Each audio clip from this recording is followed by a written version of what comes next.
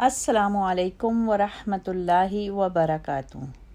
حضرت ثویبہ رضی اللہ تعالی عنہا۔ حضرت ثویبہ رضی اللہ تعالی عنہا پیارے نبی صلی اللہ علیہ وسلم کے چچا اور دشمن اسلام ابو لہب کی لونڈی تھیں۔ بعض روایات میں ہے کہ حضرت ثویبہ نے حضور صلی اللہ علیہ وسلم کی ولادت بسعادت کی خبر ابو لہب کو سنائی تو اس نے انہیں آزاد کر دیا۔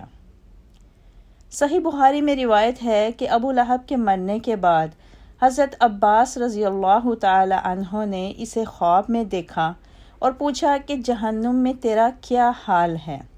اس نے کہا کہ میں نے محمد صلی اللہ علیہ وسلم کی ولادت کی خوشخبری سن کر ثویبہ کو آزاد کر دیا تھا، اس کے عوض دوشنبہ کے دن میرے عذاب میں کمی ہو جاتی ہے۔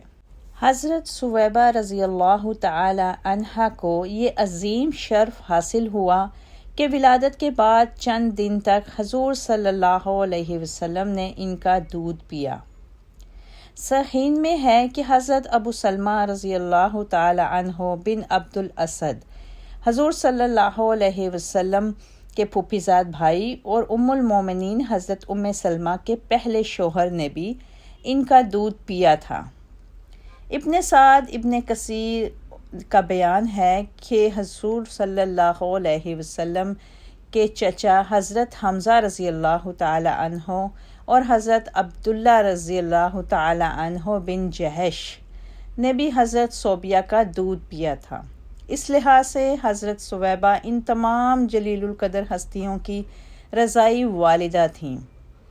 ہجرت کے بعد حضور صلی اللہ علیہ وسلم مدینہ سے ان کے لیے کپڑا اور خرچ بھیجا کرتے تھے۔